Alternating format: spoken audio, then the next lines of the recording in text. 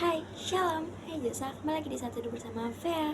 Hari ini aku mau ngejelasin tentang renungan yang biasa Pak Marlon kirim. Tapi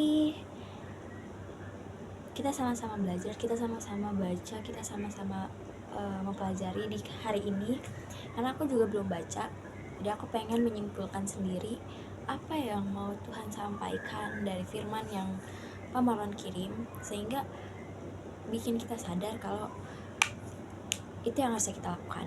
Tapi sebelum itu, seperti biasa, apa kabarnya kamu hari ini? Kamu sekarang lagi di PMI sih, lagi apa ya, gak tahu sekarang. Oke, kita baca Mazmur 91 terlebih dahulu.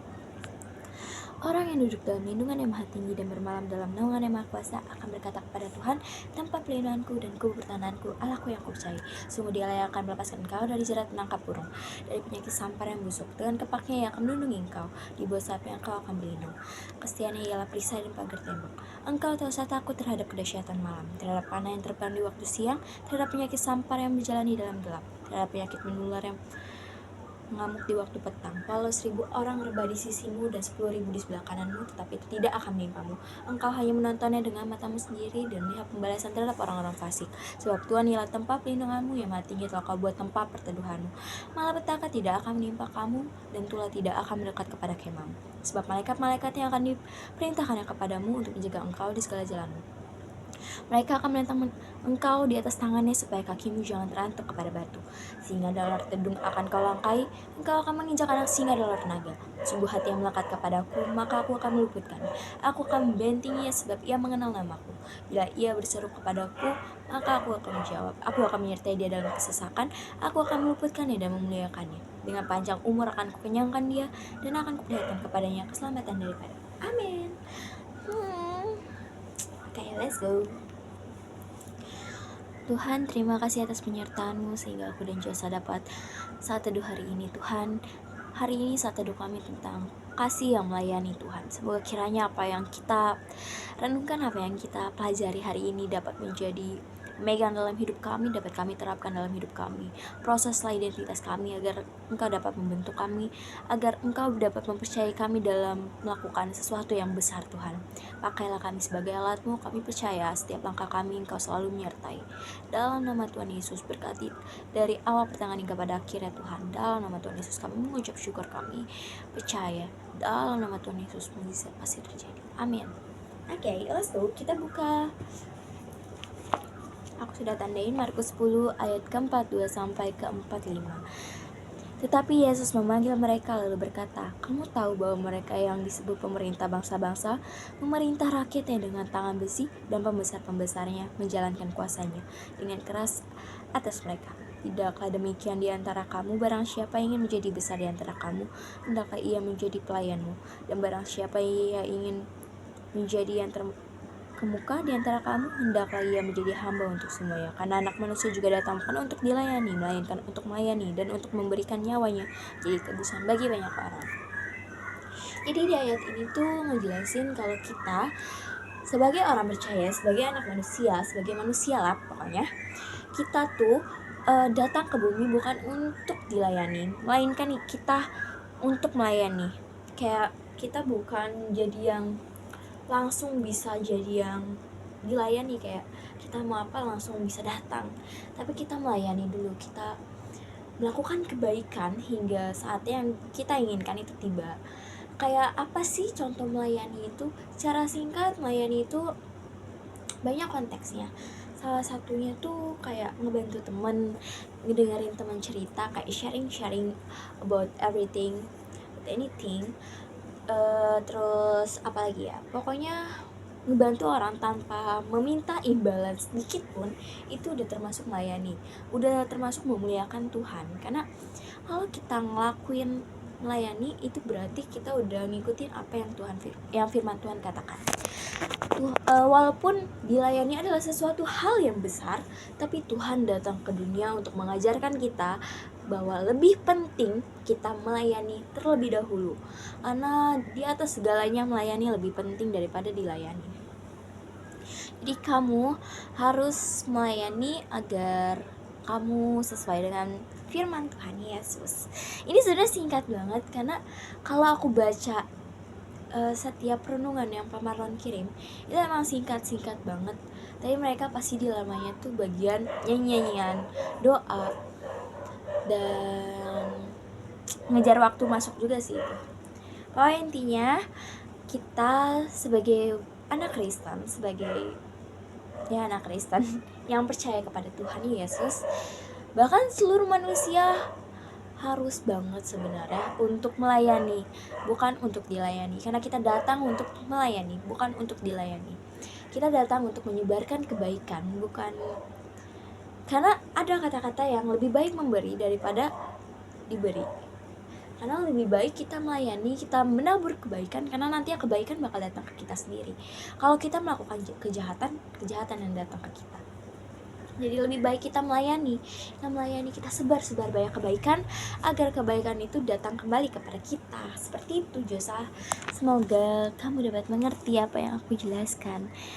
Jadi pokoknya intinya yang aku dapat dari Markus 10 ayat 42-45 itu, kalau ada pemerintahan bangsa-bangsa memerintah rakyat ya dengan tangan besi, dan pembesar-pembesar yang menjalankan kuasa dengan keras atas mereka.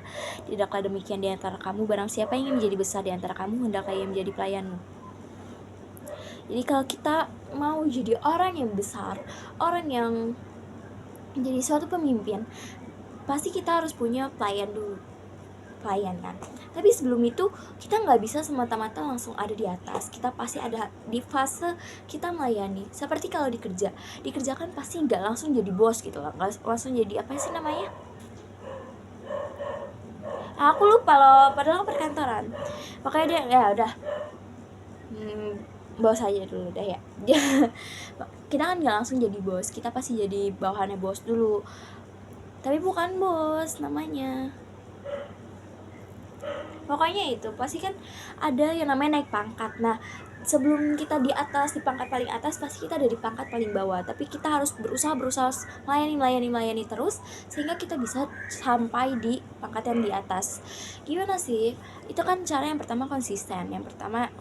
Terus harus melayani terus, harus bener-bener jadi orang yang rajin, yang dipandang tuh enak gitu loh. Pokoknya kalau mau jadi yang di atas, kita harus melayani dulu, kita harus menjadi pelayan dulu terlebih dahulu. Terus karena anak manusia juga datang bukan untuk dilayani. Benar, kita datang bukan buat kita dilayani, kita datang ke dunia ini buat kita melayani, buat menyebar suatu kebaikan yang sesuai dengan firman Tuhan. Seperti itu Josa. Oke, langsung aja kita. Ya kamu baca Mazmur 91 dulu sih, terus aku mungkin bercanda. Lanjut, kita masuk ke dalam doa.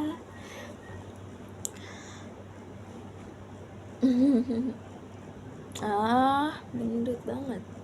Tuhan, terima kasih atas penyertaan-Mu sehingga aku dan Jessa dapat menyelesaikan satu teduh kami yang tentang kasih untuk melayani Tuhan. Kiranya kami dapat mengerti apa yang ingin Kau sampaikan, agar kami dapat terapkan untuk kami terus melayani orang-orang sekitar kami, bahkan melayani diri kami sendiri, karena melayani orang, melayani semuanya, termasuk juga memuliakan nama Tuhan Yesus. Terima kasih atas pengajaran-Mu yang sungguh hebat, sungguh luar biasa. Kiranya kehendak-Mu yang terjadi Tuhan, karena kami percaya setiap langkah kami selalu Engkau sertai. Langkah-langkah ini menjadi pemegang dalam hidup kami, menjadi hal yang besar dalam hidup kami. Dan semoga juga Tuhan kiranya Engkau memberkati setiap langkah kami, identitas kami Kau pulihkan, Kau bentuk Tuhan. Percayakan kami akan hal yang besar Tuhan. Pakailah kami sebagai alat-Mu Tuhan. Kami percaya apa yang Engkau rancangkan itu adalah rancangan yang paling terbaik, jauh lebih baik daripada rancangan kami. Apapun yang terjadi dalam hidup kami hari ini, kami tetap mengucap syukur walaupun kesedihan sekalipun, karena kami tahu itu adalah suatu proses yang Engkau bentuk untuk menjadi pribadi yang lebih baik lagi. Terima kasih Tuhan Yesus atas penyertaan-Mu. Kami meminta maaf Tuhan atas hari ini. Kami sadar kami mengalami penyesalan, mengalami kesalahan yang luar biasa, mungkin yang kami gak sadar sekalipun. Kiranya Kau maafkan kami Tuhan, ampuni kami Tuhan. Kami juga mengampuni yang bersalah kepada kami, karena sebentar lagi kami akan tidur. Kami akan tidur dalam hati yang penuh kasih, sukacita, damai sejahtera Tuhan. Jangan bangun kami di waktu yang tidak tepat Tuhan. Bangunkan kami di waktu yang tepat dengan penuh kasih, sukacita, dan semangat yang membara-bara atas nama Engkau Tuhan Yesus. Bantu kami, bimbing kami di hari esok dengan penuh yang semangat, penuh sukacita Tuhan. Kiranya Engkau menyertai terus hari kami. Engkau tidak akan meninggalkan kami. Kami percaya akan hal itu Tuhan. Berikan kami yang menjadi bagian kami saja Tuhan. Jangan berikan yang bukan bagian kami. Jauhkan kami dari sifat kecurangan, kesombongan. Jauhkan kami dari mara bahaya, malapetaka, dan kecelakaan Tuhan. Terima kasih Tuhan Yesus atas penyertaan-Mu. Jadilah kehendak-Mu Tuhan. Berikan apa yang menjadi bagian kami saja. Kami berikan waktu untuk Kamu jawab sebentar Tuhan.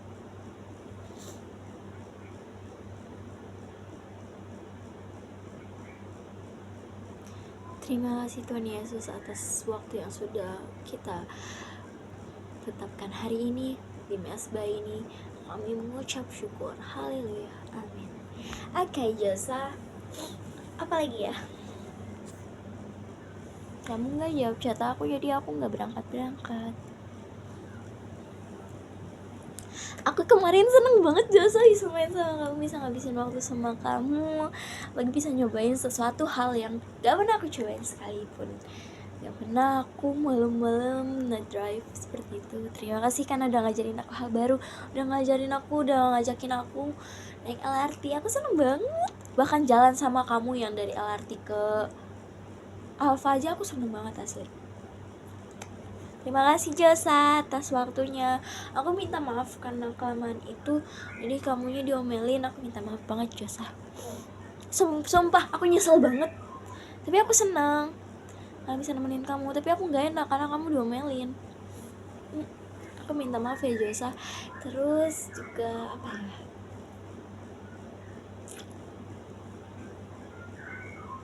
potongan rambut kamu bagus. Kamu ganteng rambutnya kayak gitu. Asli, jujur. Itu ketawa karena aku keinget stikernya doang, bukan ketawain rambut kamu. Ketawain stiker karena kayak wow, dengan orang yang sama, dengan ini yang sama, dengan tempat yang sama, tempat duduknya, dengan ekspresi yang sama. Jadi aku ketawa di situ, bukan ketawain rambut kamu. Rambut kamu tuh bagus, kamu ganteng, kamu mau gimana pun juga kamu ganteng sih. Kayak pokoknya aku seneng banget hari kemarin kita ngabisin waktu yang banyak. Kita suka cerita. Aku doang sih kayaknya biar pengen. Salah lagi ya.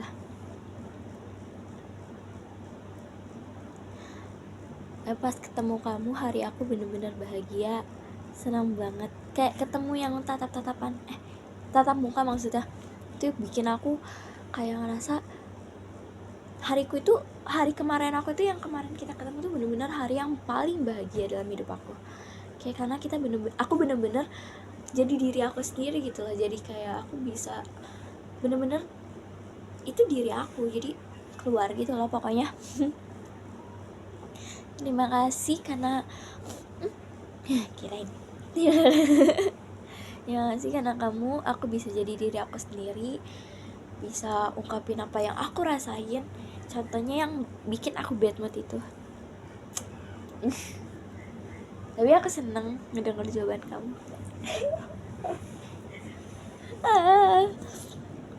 Ya udah seperti itu aja sih Josa. Maaf hari ini singkat banget. Aku sayang kamu. Tuhan Yesus menyertai setiap langkah kamu. Semoga kiranya hari kamu penuh dengan sukacita dan sejahtera. Dan